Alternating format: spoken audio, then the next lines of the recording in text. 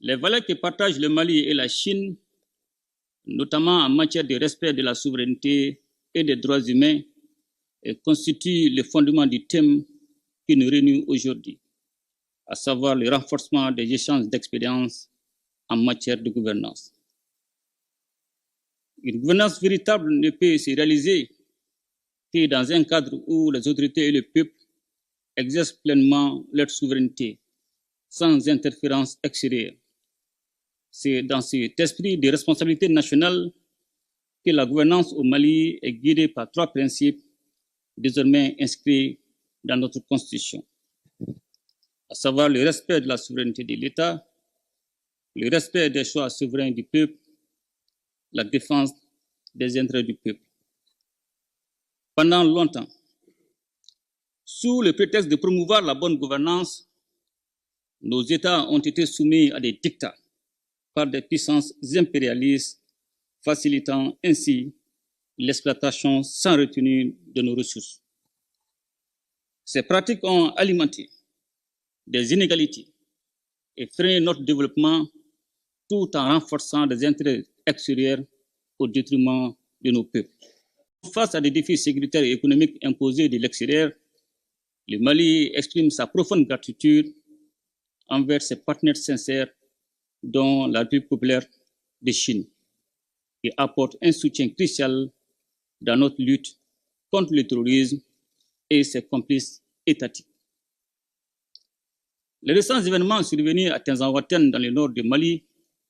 illustrent malheureusement comment le terrorisme international est cyniquement entretenu,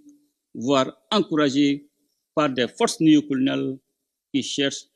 à perpétuer leur domination sous de nouvelles formes.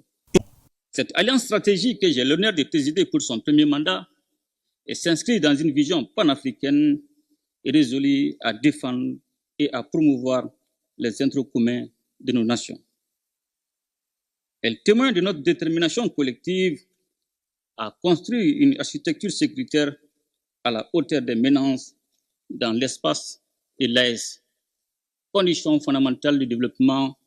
et de l'épanouissement de nos peuples.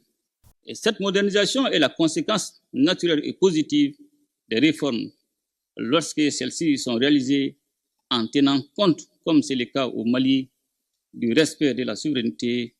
des besoins vitaux et des intérêts des populations que nous servons.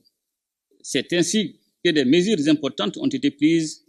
dans divers domaines de la vie publique, notamment la gouvernance politique et électorale, avec la révision de la loi électorale pour adapter les mécanismes de vote aux réalités et nécessités de l'ère. La réforme de la gouvernance vise également à améliorer la gouvernance économique, qui est passée par la relecture des textes relatifs aux industries extractives en vue d'une meilleure gestion de nos ressources naturelles pour le développement de nos pays et le bien-être de nos populations. Dans un autre domaine, afin de rapprocher notre administration publique des usagers, j'ai décidé de lancer un vaste programme de digitalisation de l'administration publique,